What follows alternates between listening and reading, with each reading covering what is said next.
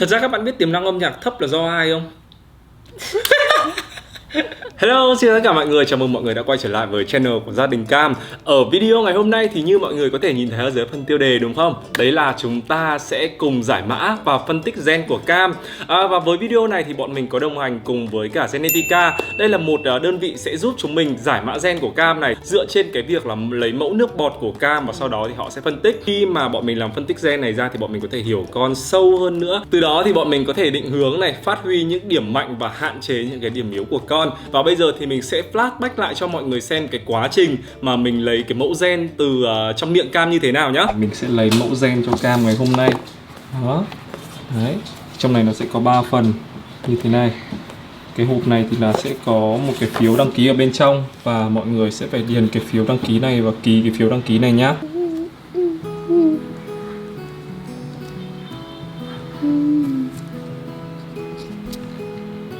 Cam ơi, bây giờ chúng ta sẽ làm một cái test nho nhỏ để hiểu về tính cách của con hơn nhá. Con đồng ý không? Đồng ý. Con đồng ý, ok. Con đồng ý, ok. Cam chỉ việc nhổ nước bọt. Cam chỉ việc nhổ nước bọt vào phễu là xong. Ok. Bây giờ rất là Đây này, trên này nó có một cái, từ từ nó có một cái này, cẩn thận này. con Bây giờ khi nào con nhổ đến giữa cái vạch này là ok nhá. Ok, nào. bố ba là bố ba được Ok. Con nhìn thấy nước bọt của con ở đây chưa? Đấy, con nhìn thấy không? Đấy. Đó, giỏi quá. cái nước màu xanh luôn. Cái nước màu xanh nó chảy xuống này. Con đóng cái nắp màu xanh này. Bước tiếp theo là chúng ta sẽ dùng cái hộp thứ ba này này, một cái phong bì để chúng ta cho vào đây. Thank you. Đó, bây giờ chúng ta sẽ điền cái thông tin ở bên ngoài này nữa là xong. Ok. Ở thành phố Hồ Chí Minh thì mình sẽ tích vào ô thành phố Hồ Chí Minh này.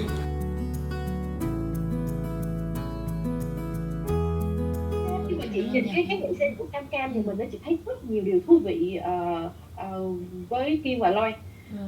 Cái hay á là các bạn sẽ không cần dạy Cam phải yêu thương người khác. Cái hay là các bạn không cần dạy Cam phải tìm kiếm những cái mới lạ. Cái hay là các bạn không cần phải nói quá nhiều với Cam. Bởi vì chỉ cần nói why thôi, how bạn sẽ tự tìm ra nha.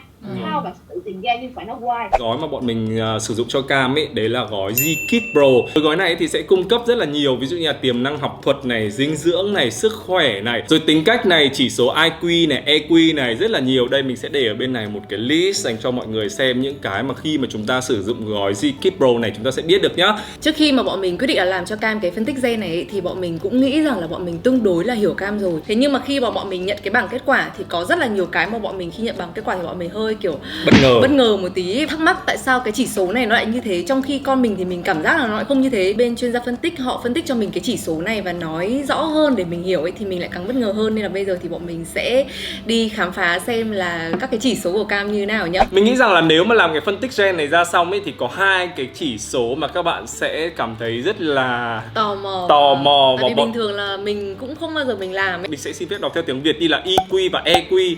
EQ ở đây thì nó là chỉ số thông minh mọi người ạ. Thì của Cam là 7.5 trên 10, thuộc nhóm 21% nhóm đầu là tốt. Còn cái chỉ số EQ của Cam ấy cũng là 7.5 trên 10, là nhóm 24% đầu và tốt. Đây là chỗ kết quả trong cái phần EQ của Cam này, là có thể điểm số EQ của các bạn cao hơn đáng kể so với trung bình. Con bạn có thể đạt được điểm cao ở trường nhờ vào biến thể gen có lợi. Để nâng cao EQ của trẻ, bạn có thể đọc to thành tiếng, giúp con nuôi dưỡng khả năng ghi nhớ từ vựng tốt hơn. Ngoài ra, trẻ có thể cảm thấy phấn khích quá mức, như tác dụng phụ của trí thông minh quá cao, dẫn đến các vấn đề về tâm lý trong một số ít trường hợp.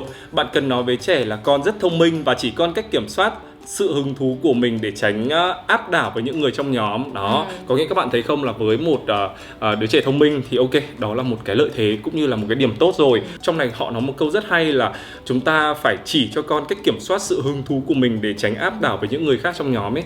Đấy là để cho trẻ tiết chế mình lại này. Nhiều khi kiểu trẻ thì bị thể hiện ra cái vấn đề ra nó quá là nhanh hơn so với các bạn, thì thật ra đôi khi trong một tập thể như vậy nó cũng là một cái không tốt. Người ta cũng chỉ cho mình là cái kết quả chi tiết và những cái khuyến nghị, tức là với cái kết quả như như vậy thì sẽ có những cái ưu điểm, nhược điểm như nào và bố mẹ thì nên xử lý với cả cái phân tích đấy như thế nào. Như là ở trong này thì mình thấy rằng là người ta có nói với mình là mình cần phải nói với trẻ là trẻ có một cái chỉ số IQ, một cái chỉ số thông minh cao, và giúp cho con nhận biết ra là khi mà mình có một cái chỉ số như thế thì mình phải biết tận dụng. Thì mình thấy cái này cũng là một cái khá là hay, bởi vì bình thường nếu như mà mình nếu mà mình biết con mình có một cái chỉ số cao thì mình đôi khi là mình sẽ giấu đi và mình sẽ không muốn là để cho con mình biết có cái chỉ số đấy, thì nó hay kiểu bị là tự tin quá mức ấy, hoặc là ỷ lại vào cái chỉ số đấy, nghĩ là mình kiểu gì mình thông minh rồi cho nên thôi, là mình mà muốn học là mình sẽ học được thôi. Nên là thường thì bố mẹ sẽ có xu hướng là giấu cái chỉ số đấy đi. Nhưng mà đối với cả những em bé mà có cái mã gen này hoặc là với có cái tính cách như thế này thì sẽ thích cái sự khuyến khích hơn chẳng hạn, là được nói ra để mà động viên, và khi mà cảm thấy rằng là tự tin rồi thì con sẽ phát triển tốt hơn. Thì mình nghĩ rằng đây cũng là một cái hay để cho bố mẹ cũng có thể là hiểu con hơn và giúp cho mình có một cái phương pháp để mà giáo dục cũng như là thúc đẩy tất cả những cái khả năng của con hơn rất là nhiều so với cả việc là mình không biết hoặc là mình không được tư vấn gì cả, mà mình chỉ nhìn vào như thế thôi để mà mình tự đánh giá ấy mọi người. Bên cạnh đấy thì là cái chỉ số EQ. EQ nó là cái trí tuệ cảm xúc mọi người ạ, là khả năng đồng cảm với người khác, là một đặc điểm chính trong tương tác xã hội của con người, liên quan đến khả năng chia sẻ cảm xúc với người khác và khả năng phản hồi theo nguyên nhân cơ bản của cảm xúc đó. Ví dụ như là khi mà bọn mình cảm thấy một cái gì đấy không ổn một cái, bọn mình sẽ không bảo là Cam, tại sao con lại làm thế này, tại sao con lại làm thế kia, dừng ngay cái việc làm đó các thứ lại. Có nhiều người chúng ta sẽ phải giải thích cái việc làm của con như vậy là không tốt. Nhưng mà ví dụ như là Cam làm đổ nước ra sàn chẳng hạn, thì thật ra là mặt mình chỉ cần quay ra mình này, hoặc là mình một cái như vậy thôi là con sẽ hiểu ngay, auto hiểu ngay cái việc là con đổ nước ra sàn như vậy là sai. Thì thực ra đây là một cái chỉ số mình thấy khá là ok. Thế nhưng mà đi kèm với cái chỉ số này thì sẽ có những cái ưu điểm và những nhược điểm. Cái mà chị chuyên gia tư vấn còn nói với bọn mình ở đây là vì cái chỉ số này nên là đôi khi là hay bị đặt cái cảm xúc của người khác vào mình. Đúng. Ví dụ như là ra đường mà thấy ai đấy mà họ khổ quá, hoặc là ví dụ như là trong tình yêu chẳng hạn mà kiểu bị lâm ly bi đát quá thì cũng sẽ hay kiểu bị suy nghĩ ngợi nhiều này, hoặc là hay kiểu bị nghĩ hộ người khác, đôi khi hơi dằn vặt, sống hộ cảm xúc của người khác ấy. Thì đây cũng sẽ là một cái mà mình cần phải chú ý đến để cho con hiểu được rằng là cái cảm xúc của mình là cái mà cần phải được tôn trọng và nuôi dưỡng nhất, chứ không phải là cái việc mà mình sống với cả những cái cảm xúc của người khác thì đấy mới là một cái điều tốt được. Thì mình thấy cái này cũng là một cái rất là hay để mà trong cái cuộc sống mình để ý hơn. Một cái chỉ số nữa mà bọn mình muốn chia sẻ với mọi người đó chính là cái năng lực học thuật của con. Thì năng lực học thuật của con là ở thang điểm 6.5 trên 10. Chúng tôi tìm thấy nhiều gen biến thể có lợi thường thấy ở những trẻ có thành tích cao trong học tập. Nhưng mà mọi người nhớ cái này thì nó chỉ là một phần thôi, nó chỉ chiếm 1% quyết định cái khả năng đấy của con rất là nhỏ. Có nghĩa con có một cái yếu tố ở bên trong người có thể giúp cho con học nó tốt hơn. Đấy. Nhưng mà phải biết cách phát huy và rèn luyện nó. Còn phải là cái việc mà chăm chỉ học hành rèn luyện nữa. Đấy, tất cả những cái đấy thì nó mới bổ trợ lại được và được cái kết quả như thế. Với con bạn ấy, tò mò về những điều mới lạ có thể góp phần tạo ra khát vọng theo đuổi giáo dục bậc cao của trẻ thông qua việc duy trì hứng thú khám phá những lĩnh vực học thuật mới. Thật ra là hôm đó thì chuyên gia phân tích cũng có nói là có thể là sau này với những cái gì mà bác nhìn thấy ở trên cái bảng gen của Cam ấy, thì có thể Cam sẽ là một người học rất là cao. Cam thích chinh phục những cái trình độ học vấn ấy mọi người. Có nghĩa học hết đại học này, rồi học lên tiến sĩ này, xong rồi học lên thạc sĩ, rồi đấy học cứ nhiều cái cấp bậc lên và sẽ là đi theo con đường tri thức, thì bác cảm thấy là như thế. Thật ra cái này thì là bọn mình để cho Cam tự quyết định thôi, chứ thực ra là bọn mình cũng sẽ không có là cản cấm, tùy vào cái khả năng của con như thế nào. Tiềm năng ngôn ngữ của Cam rất là cao luôn, là 9 trên 10, là nhóm 7% đầu luôn và rất là tốt. Ngoại mình thì trước đây khi còn trẻ thì làm thông dịch viên mà. Đấy, thì không biết có phải là cái gen này của cụ hay không. Cái thang điểm này bọn mình kiểu rất là bất ngờ khi mà bọn mình nhận được luôn ấy. Và lúc đầu thì mình không hiểu là cái tiềm năng ngôn ngữ này là như thế nào. Thì khi mà mình đọc qua cái kết quả ở đây thì người ta cũng có nói cho mình như bố Kim vừa nói ấy, là cái khả năng mà tiếp nhận những cái ngôn ngữ mới này, hay là cái khả năng phát âm rồi là mọi thứ này. Nói chung là sẽ rất là thích thú trong cái việc học ngôn ngữ, và nếu mà được học thì sẽ học rất là tốt. Như bọn mình đã chia sẻ rất là nhiều lần trước đấy thì Cam không hề có học trong cái môi trường mà có sẵn tiếng Anh trước đấy. Tức là hoàn toàn là con không có giao tiếp tiếng Anh một tí nào cả luôn. Thế khi mà vào đây một cái thì bọn mình quyết định là cho Cam đi học trường song ngữ luôn. Thì lúc đầu thì cũng rất là lo, bởi vì là sợ là khi mà vào học như thế thì các bạn đã biết tiếng hết rồi, có thể giao tiếp được với nhau, chơi đùa với nhau. Nhưng mà Cam mà không biết thì Cam sẽ bị kiểu kiểu lạc lõng ra một phía ấy. Thế nhưng mà bọn mình khá là bất ngờ khi mà cô giáo cũng phản hồi rằng là hòa đồng với cả các bạn cũng sẽ rất là nhanh. Và cái đấy cũng không phải là một cái vấn đề mà bố mẹ nên kiểu quá là lo ngại đâu, vì tụi trẻ con thì sẽ đón nhận những cái kiến thức đấy nó rất là dễ dàng chứ không như người lớn của mình. Thì cái kết quả trong này ấy, họ còn nói là như thế này. Đấy là con bạn có tài năng bẩm sinh trong việc học ngôn ngữ mới. Con bạn được ban tặng khả năng phát âm xuất sắc và khả năng xử lý ngôn ngữ tốt nhờ vào phiên bản gen FOXP2 và CNTNAP của trẻ. Nghĩa là nếu được đào tạo bài bản, trẻ có thể nói ngôn ngữ nước ngoài như tiếng bản xứ. Để phát huy lợi thế này, bạn nên khuyến khích trẻ đọc to khi đọc sách và phát âm thông qua các hoạt động chung. Bên cạnh đó, hãy tương tác và trò chuyện với trẻ thường xuyên để gia tăng vốn từ vựng và khả năng ngôn ngữ của trẻ. Khi mà có cái kết quả này thì bọn mình thấy rằng là thì biết đâu rằng là đây là một trong những cái tố chất mà con sẵn có ở trong người mà mình chưa hề kiểu giúp con khai quật nó ra ấy. Thì sắp tới đây thì bọn mình nghĩ rằng là khi mà vào lớp 1 này con được tiếp xúc với cả môi trường tiếng Anh nhiều hơn này, đấy cũng sẽ là một cái cơ hội để cho con phát triển được. Thì mình nghĩ rằng là cái chỉ số này phân tích ấy, ngoài việc là để mình hiểu về tính cách của con hơn thì mình cũng có thể là giúp con là định vị xem là mình nên kiểu theo học cái gì cái này, thế hoặc mạnh là của con. thế mạnh của con như thế nào để mà giúp cho con định hình được tất cả những cái việc như là về sau này đi học này, hay là chọn nghề nghiệp này, hay là ngay cả trong cái việc là chọn cái phong cách sống thôi, cũng là một cái mà mình thấy là cái kết quả này nó hỗ trợ cho mình rất là nhiều. Có một cái này mà mình thấy rất là buồn cười và mình nghĩ rằng là khi mà bố Kiên nhận được kết quả này, bố Kiên có một phần hơi kiểu thất vọng nhẹ. Bố Cam thì rất là kiểu mong sau này là Cam có thể là làm cái gì liên quan đến kiểu ca sĩ, ca nhạc ấy, tại vì rất là yêu ca hát ấy mọi người. Mà Cam ở nhà cũng là một em bé rất là mê, rất là hay hát, mê hát hò, mê nhạc nhẽo, và nhưng không đồng nghĩa là hát hay không đồng nghĩa là hát hay mọi người ạ. Nhưng mà thích thì sau này nếu con mình mà có muốn theo thì mình vẫn sẽ ủng hộ thôi, tại vì đấy là cái sở thích của con chẳng hạn, hoặc là cái đam mê của con, thì cho dù là cái khả năng con không có thì bọn mình vẫn sẽ kiểu ủng hộ ấy. Con của bạn cần chăm chỉ hơn trong việc học nhạc. Trẻ có thể nhận thức được nhiều lợi ích từ việc đào tạo âm nhạc. Điều này làm tăng cường trí nhớ ngắn hạn, làm nhạy bén các kỹ năng tư duy và cải thiện hành vi xã hội tốt hơn. Chỉ số này có nghĩa là để định hướng cho mình là nếu như mà mình có định là cho con theo những cái trường năng khiếu về nhạc này, hoặc là về nghệ thuật này, thì ở đây là đang nói về cái việc là nếu như mà mình có cái định hình cho con ấy thì mình nên để ý một tí, bởi vì là bé sẽ không phải là một người mà cảm thụ âm nhạc quá là tốt chẳng hạn. Đó, nếu mà có theo học những trường đấy thì mình phải biết được cái khả năng của con mình để mình không đòi hỏi của con một cái gì nó quá là cao siêu như là một em bé có tài năng bẩm sinh được. Không có nghĩa là con không có cái khả năng này thì cũng không có nghĩa là kiểu mình không cho con học về nhạc. Tại vì việc mà học nhạc cụ này, ví dụ như học piano này, hay là học đàn vĩ cầm các kiểu ấy, thì sẽ giúp cho con cải thiện được cái trí nhớ ngắn hạn.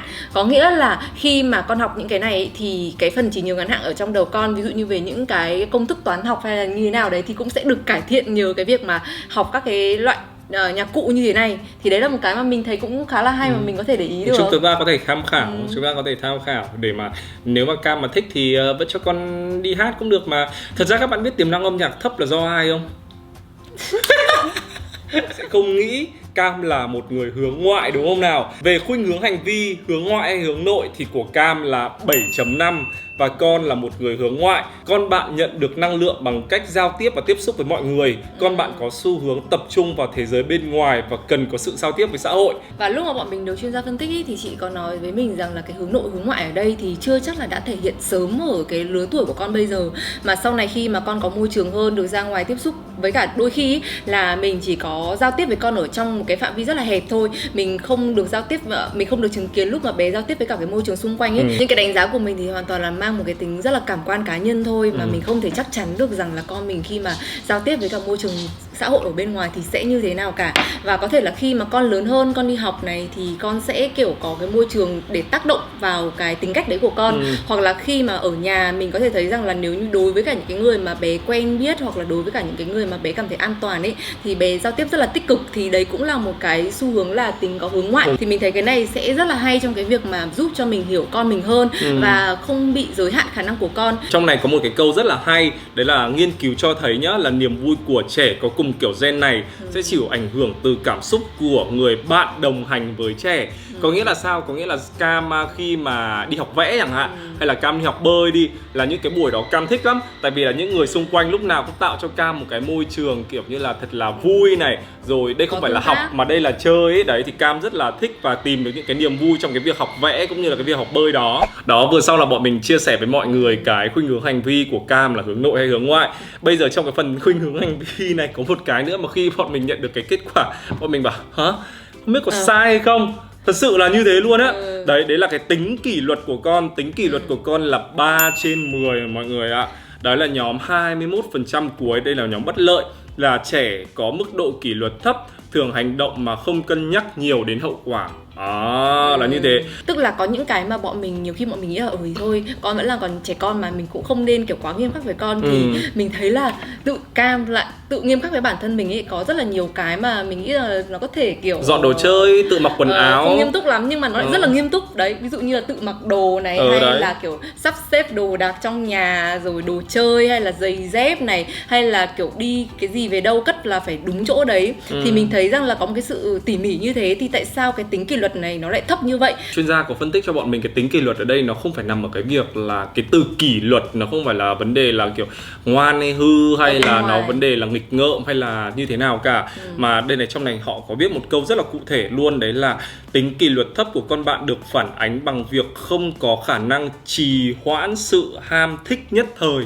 Đó, có nghĩa là sao? Có nghĩa là Cam khi mà đã thích hay là đã muốn một cái gì rồi thì Cam sẽ phải làm nó ngay. Nên là mình nghĩ rằng là đây là một cái mà mình cũng sẽ phải để ý đến. Và khi mà mình có chia sẻ là ở nhà thì Cam thì lại có những cái biểu hiện rất là khác với các cái chỉ số này, thì chị chuyên gia cũng nói với mình rằng là cái môi trường sống cũng như là tất cả những cái mà giáo dục thì tác động lên trẻ rất là nhiều. Nên là đôi khi thì khi mà con không biết rằng là con có một cái tiềm ẩn như vậy thì con sẽ theo cái giáo dục của mình này, rồi là theo cái môi trường sống của mình và hình thành lên cái tính cách. Nên là nếu như mà mình cảm thấy rằng là bây giờ mà bé đang vào một cái quỹ đạo mà nó đang rất là tốt rồi thì mình cố gắng là duy trì để sau này con dần dần thì con rèn lại được là mình sẽ có cái tính kỷ luật cao hơn, bởi vì là kỷ luật là một cái là có thể rèn luyện được.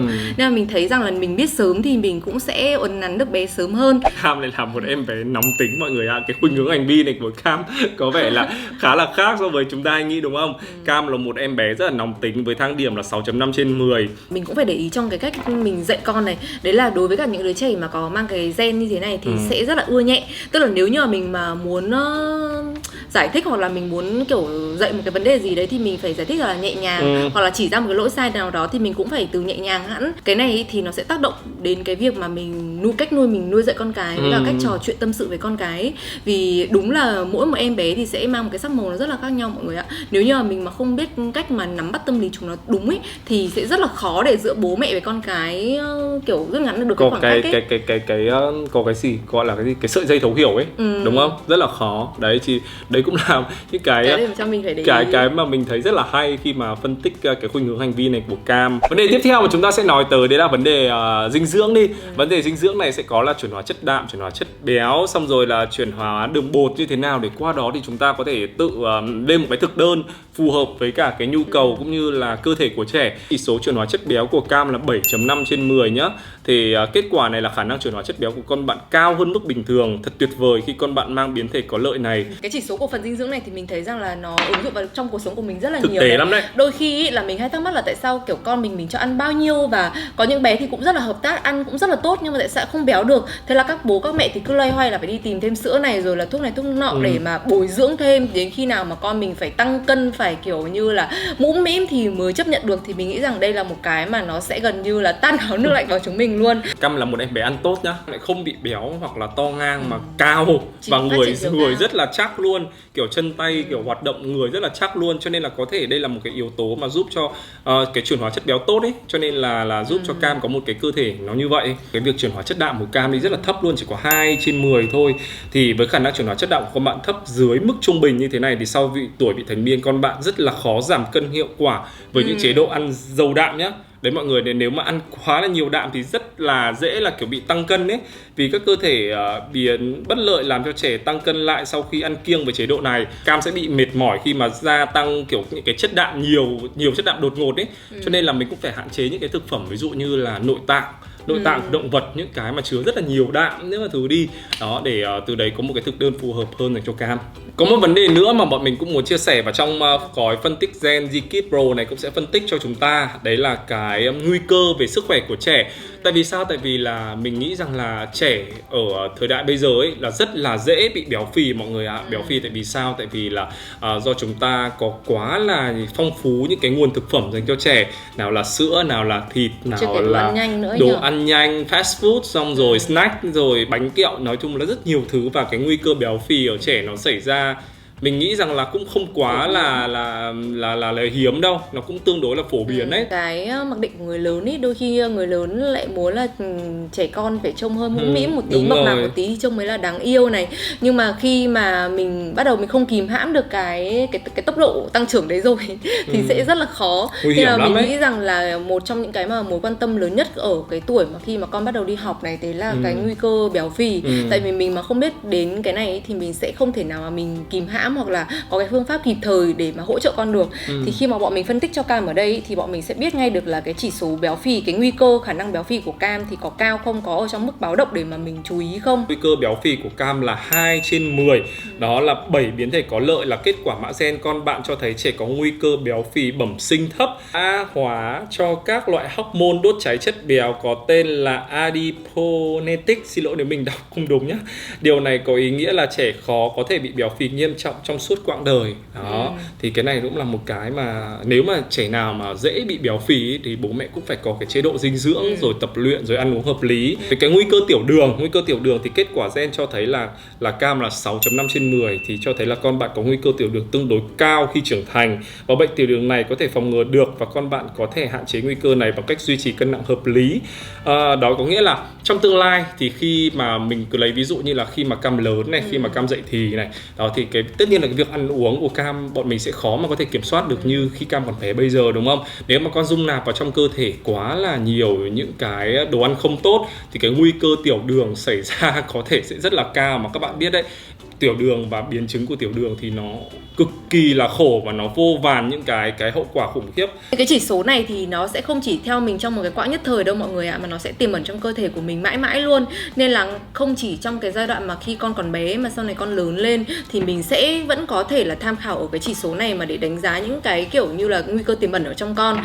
Nên là mình nghĩ rằng là đây là một cái mà mình không chỉ xét nghiệm cho bây giờ, mà mình có thể là nắm bắt được là sau này, rồi là sau này thì khi mà mình có rất là nhiều cái mà mình có thể mình dở ra mình xem lại được. Ngày xưa ấy thì đúng là mình không có những cái này thì các ông các bà mình vẫn nuôi dạy chúng mình rất là tốt. Thế nhưng mà mình nghĩ là bây giờ khi mà thời đại phát triển hơn rồi và mình có những cái công nghệ như thế này rồi, thì tại sao mình không thử để mà mình có thể nuôi dạy con một cách hiểu hơn và chính xác hơn.